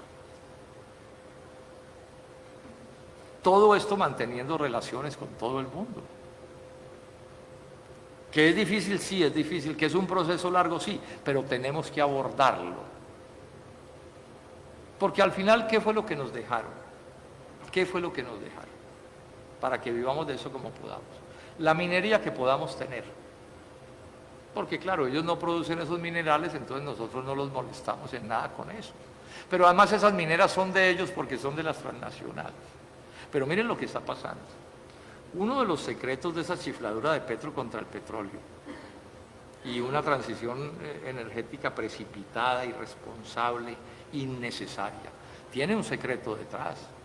O sea, que hay 2 supernegocios creándose en el mundo, no nosotros, no tenemos nada que ver con eso, que es la producción de paneles solares y de energía eólica. En La Guajira en este momento hay unos negocios descomunales de energía solar y de energía eólica. Y en estos días publicaron en Semana un artículo, el 100% de esos negocios son de transnacionales. Nosotros no tenemos nada que ver con esos negocios. Y nos quieren prohibir producir petróleo, pero ellos sí lo siguen produciendo. Y nos quieren prohibir producir carbón, pero ellos sí lo siguen produciendo. Pues aquí nos han montado una cantaleta ambientalista, nos la ha montado Petro, que tiene unas cosas, claro, eso tiene como los sofismas, eso tiene unas premisas ciertas. Hay un problema de cambio climático, se necesita una transición energética, hasta ahí eso es cierto, pero ¿cómo se hace? Esa sí es la discusión. Porque si el 40% de nuestras exportaciones son petróleo y son carbón, si las acabamos quedamos en la superolla. Sobre todo si las acabamos y no las hemos sustituido por algo. ¿Y por qué las vamos a sustituir? Y esto se está moviendo, esto es parte de lo que se está discutiendo. Yo publiqué en estos días un artículo donde lo explico. Estados Unidos y Europa y China y Rusia y esos países no están acabando con sus economías petroleras, ni de gasolina, ni de carbón. Ellos sí están haciendo una transición, pero un proceso largo, ¿cierto? De muchos años, de décadas, ¿sí? Y van manteniendo sus economías. Porque si las destrozan, ¿cómo hacen? Aquí parte de nuestro enredo tiene que ver con esto, con este tipo de confusión. Bueno, entonces, concluyo, me excusan un poco digamos, la celeridad pues con la que he tenido que explicar esto, pues para no aburrirlos en exceso, ¿cierto? Pero resumo lo que quiero decir, 2 o 3 cosas, o 2 tal vez. Primero, el subdesarrollo nacional en relación con donde va la vanguardia del mundo es indiscutible, eso no lo puede poner en duda nadie.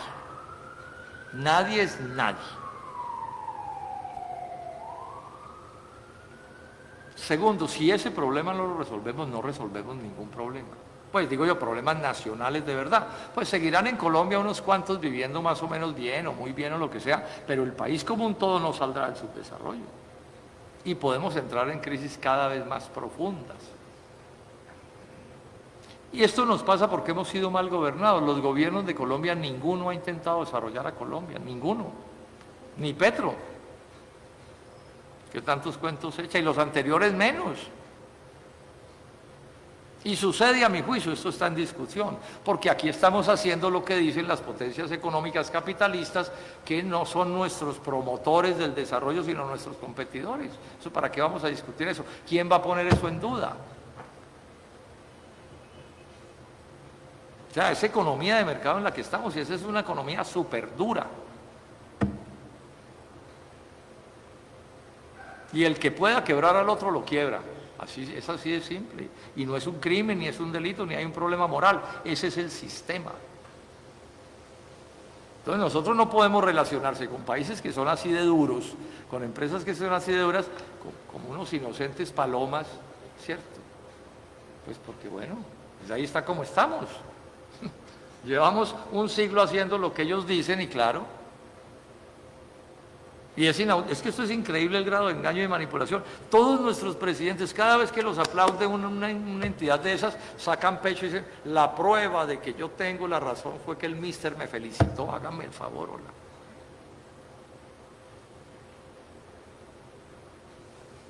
Y es que los místeres andan por el mundo después viendo a ver quién progresa. O sea, esto hay que ser objetivo, tomar la realidad de los hechos, la verdad de los hechos. Entonces relacionémonos con ellos, seamos buenos amigos de ellos, hagamos negocios con ellos, pero no se nos olvide que estamos compitiendo. Entonces Petro se va para Washington y le regalan 4 helicópteros y queda feliz, como un niño chiquito al que le regalan un bombón para que se deje poner la inyección. ¿No? Sí. Si le regalaron 3 helicópteros es porque van detrás de alguna cosa, esa es la carnada, o cómo es el cuento. Y ese que es el del cambio tan vivo. Pero es que eso fue lo mismo que hizo Duque, hicieron todos de aquí para atrás. 75 años haciendo eso. Ahora yo pregunto una cosa, ¿no demuestra el fracaso de una idea que usted la aplica durante 75 años y no funciona? O sea, ¿qué tiene que pasar? Porque ¿qué es lo que nos han dicho? Minería y tropicales, ese es un negocio. Todo lo demás es de nosotros. Y miren cómo estamos. Bueno, yo dejo ahí. Muchísimas gracias. Muchas gracias.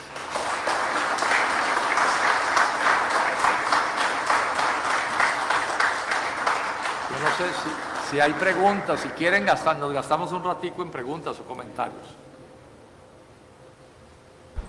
Bueno, lo primero que tengo que decirles es que ya está en el Facebook la conferencia que hemos escuchado. Y a partir de mañana a las 9 de la mañana estará en YouTube.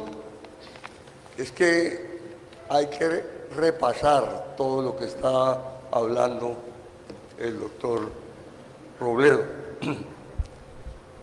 Segundo, vamos a hacer 6 preguntas, 6 preguntas corticas, no discursos. 6 preguntas corticas. Y él contesta cortico. Tiene la palabra.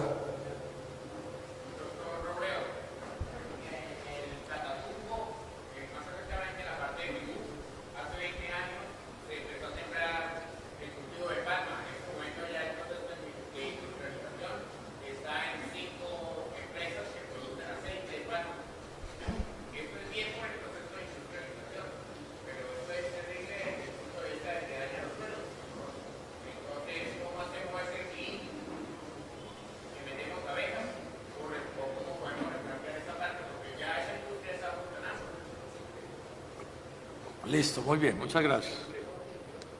Así breve nos rinde más. Yo sugiero que las recojamos todas para yo contestarlas lo más breves. Segunda y tercera. Segunda. ¿Vamos a recuperar la plata de Reficar?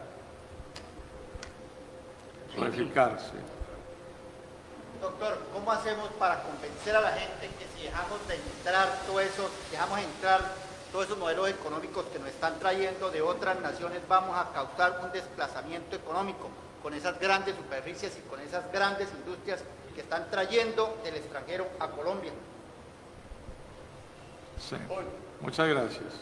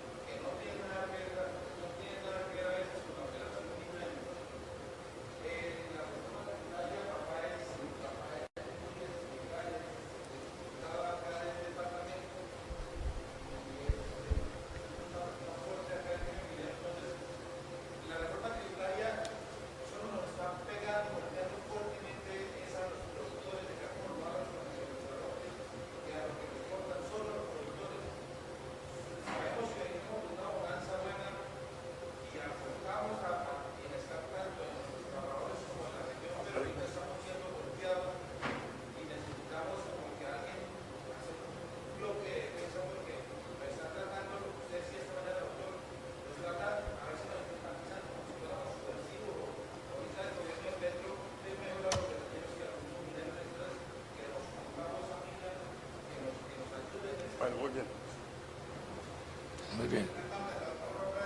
Sí.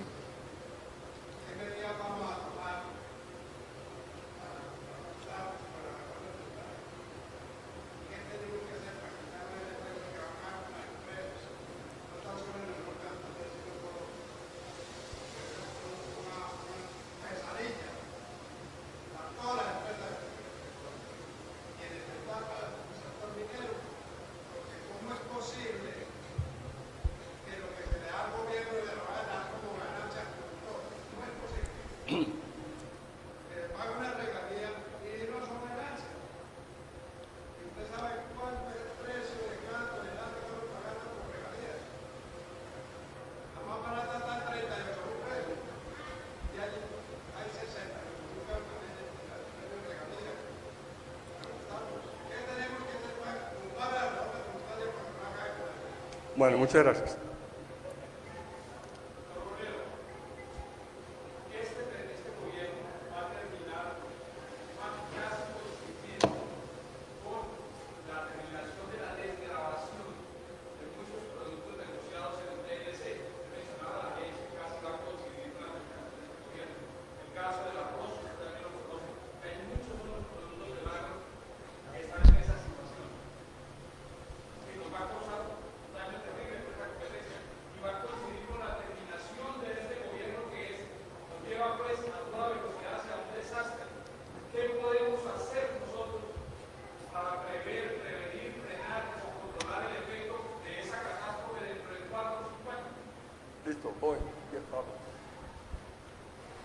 Bueno, la última. Buenas tardes, gracias por lo de joven, mi querido profesor.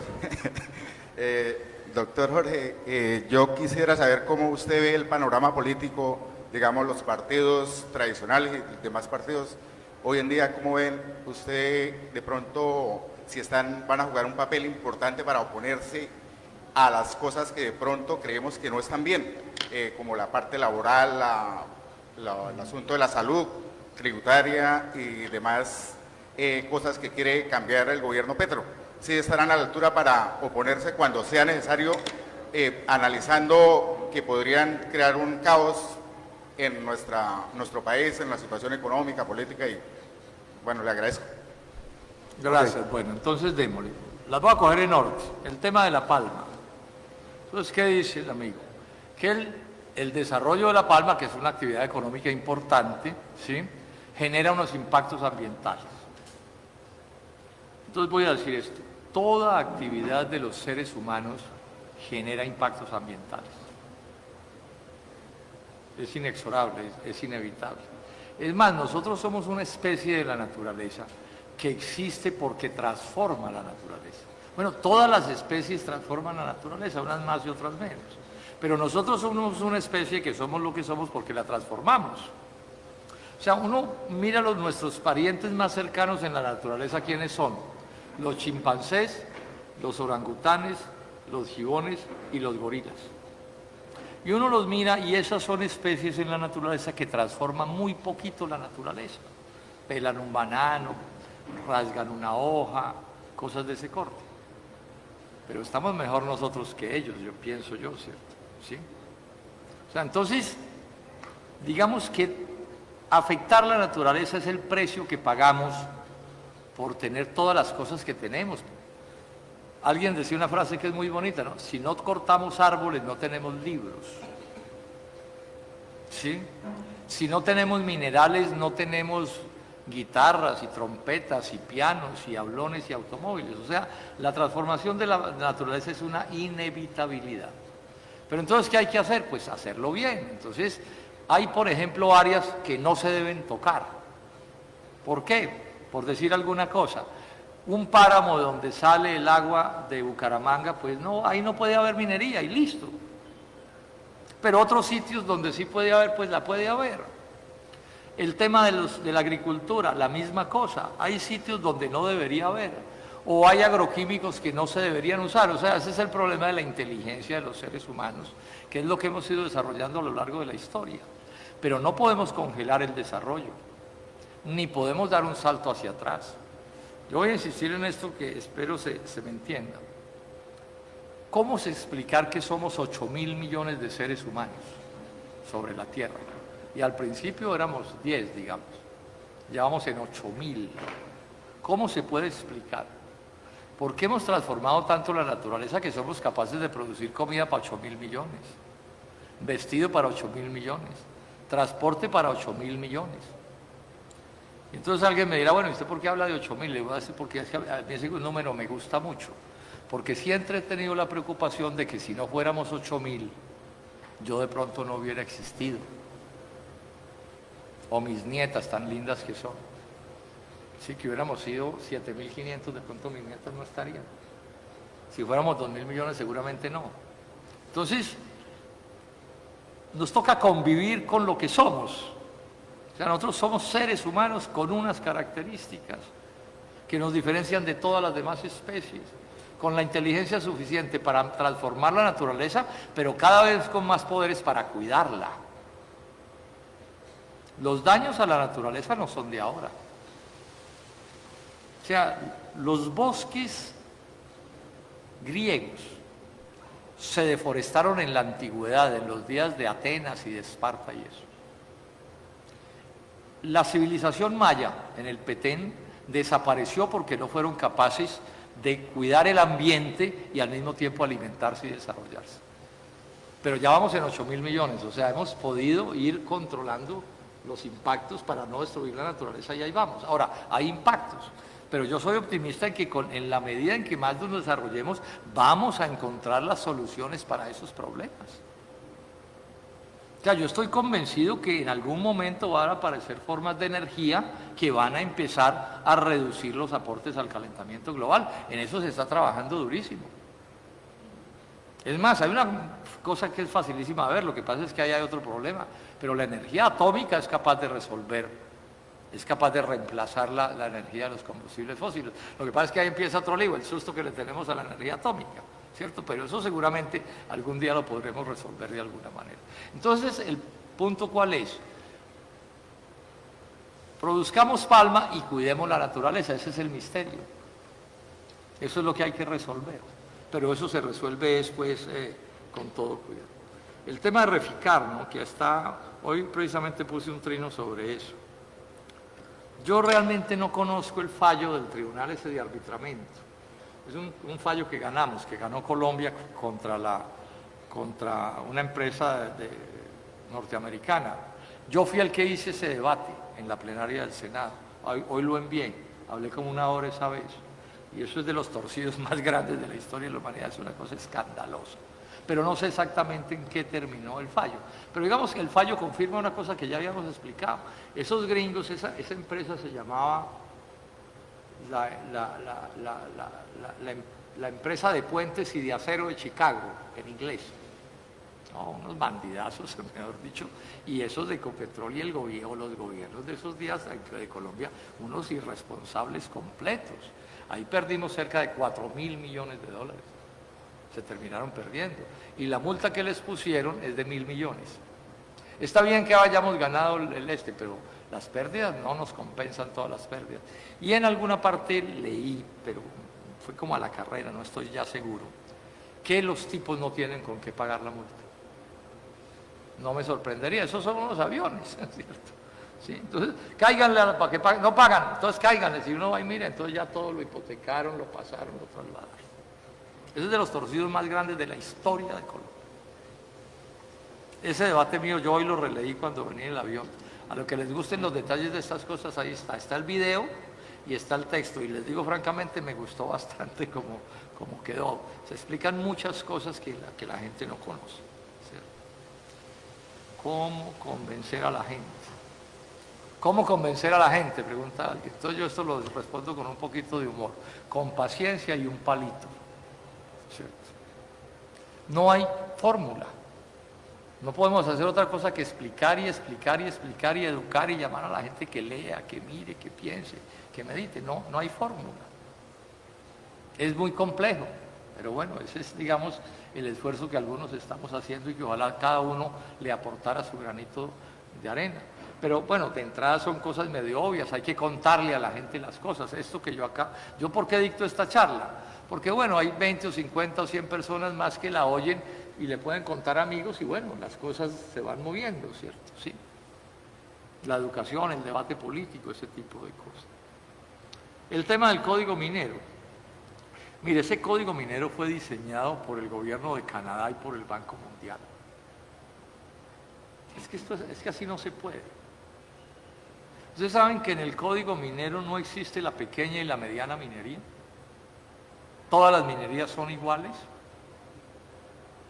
O sea, todas las minerías son lo que ellos sueñan, la gran minería. Es que por ellos no habría pequeña y mediana minería. Sí, porque ellos son muy prepotentes. ¿Sí? Pero ¿cómo así que un poco de chichipatos ahí haciendo minería si nosotros somos los duros y los que sabemos?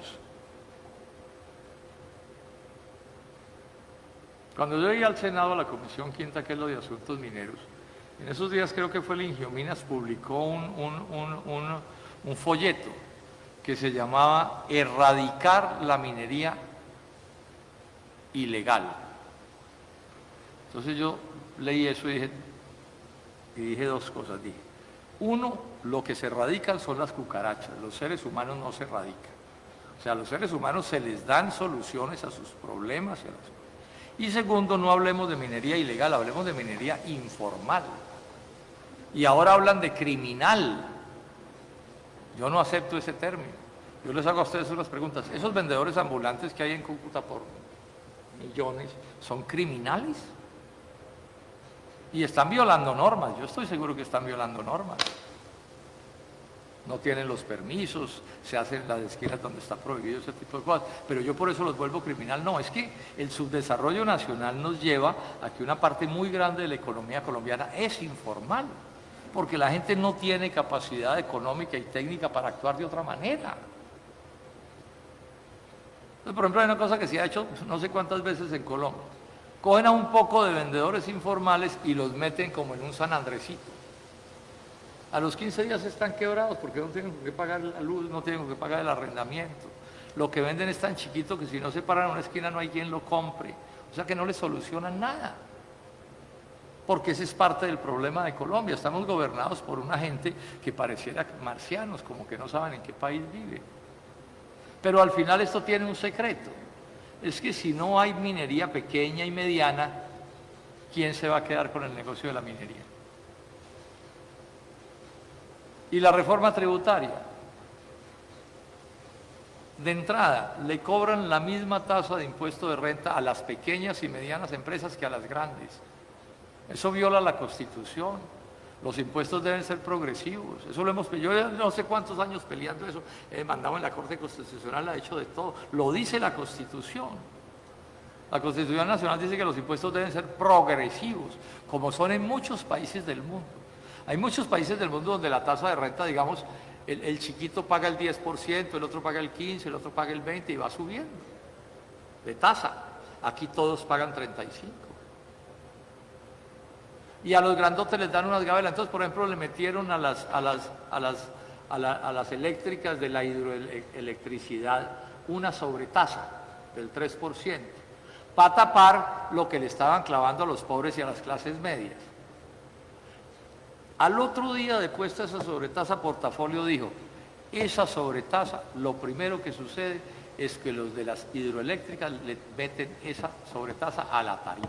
O sea, ese impuesto no lo pagan las empresas, sino lo pagan los usuarios en la tarifa.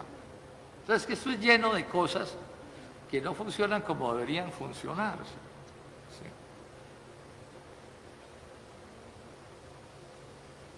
Lo del TLC y este gobierno ya están jugados con eso.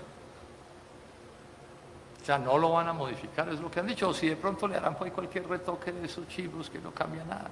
Pero la posición es que no. Yo les cuento esta anécdota.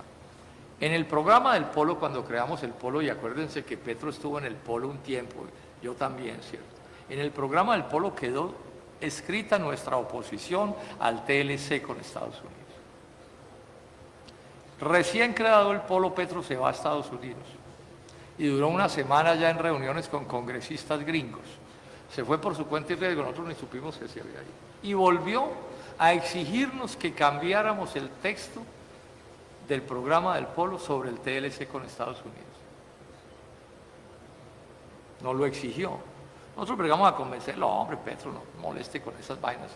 Me dijo, lo exijo y pongan en votación esa modificación. Nos tocó votarla, ahí están las actas del Polo. Y le ganamos. Estoy hablando del 2007, 2008. O sea, Petro en estas cosas ha estado equivocado siempre. Entonces, él en la campaña de hace 4 años no puso la renegociación del TLC. Esta vez lo puso al final y eso porque yo lo presioné muy duro. Y se posesiona el 7 de agosto y el miércoles siguiente, en el programa con Yamid Amad, el ministro de Comercio, que es el que tiene que ver con esto, anunció que no renegociarían el TLC. Y ese que es la oposición y el cambio y no sé qué más. El panorama político es la última preocupación, o eso, el último interés. Lo que pasa es que no entiendo la última palabra que puse aquí. Panorama político, ¿y qué más escribiría yo aquí? ¿Quién hizo esta pregunta? ¿Qué era?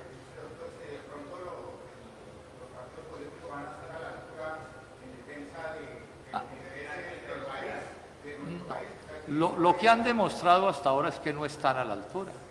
O sea, Partido Liberal, Conservador, todos ellos que son los mismos con las mismas, que son los que vienen gobernando con el Fondo Monetario Internacional desde hace 75 años, a ellos les parece que todo está muy bien.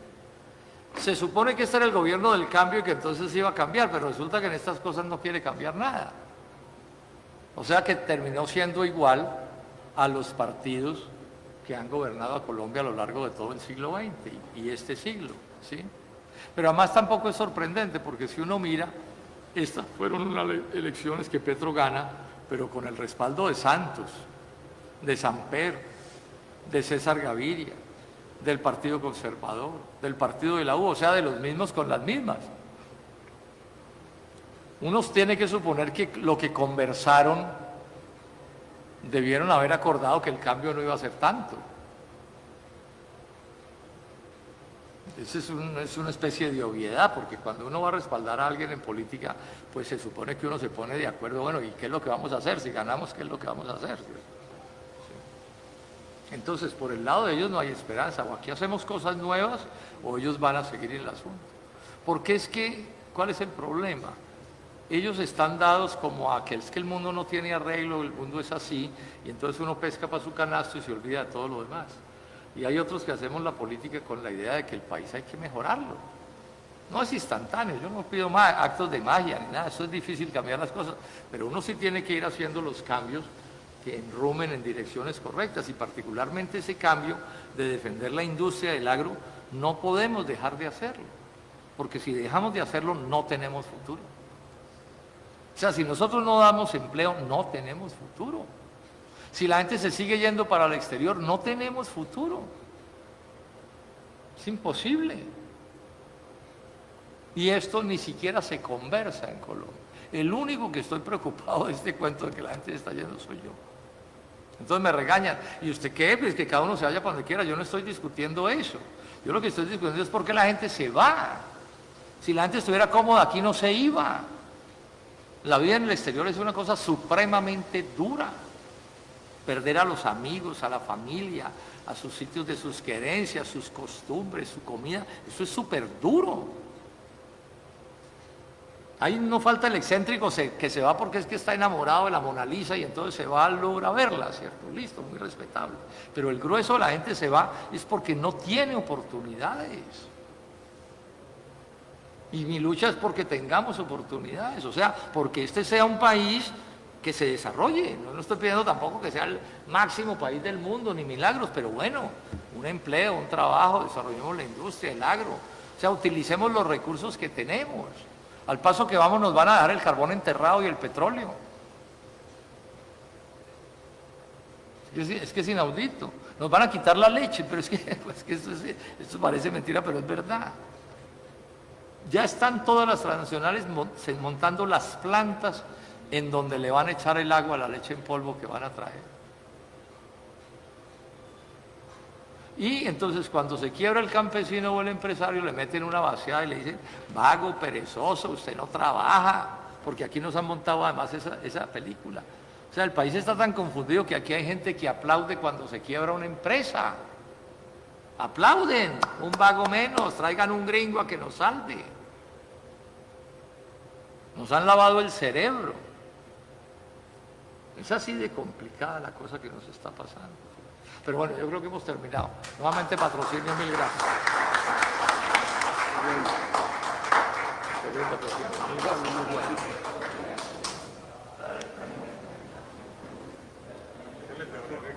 ¿Qué te pareció? Bueno, muchas gracias. Cada vez que lo oigo le aprendo algo. Bueno, gracias. Lo felicito. Muchas gracias. La dialéctica, muy bacana. Sí, claro, muy bien. Bueno, nos vemos en las próximas, ¿no, profesor? Sí, ahorita. ¿Cierto? Nos vemos en las próximas. Sí, Cuando ahí se está, vuelva. sí. Pues ahí tiene mi tarjeta para... No, yo lo apunto ahora y le sigo mandando Me vainas. manda cosas y me manda... Mañana le hago un envío. Y de ahí para allá todos los fines de semana. Arranco, vale. Gracias. Me alegra, vale. Él es el diputado papá de John. Sospeché que era el papá de John. ¿Cómo estás, Alberto? ¿Cómo estás? ¿Qué quieres?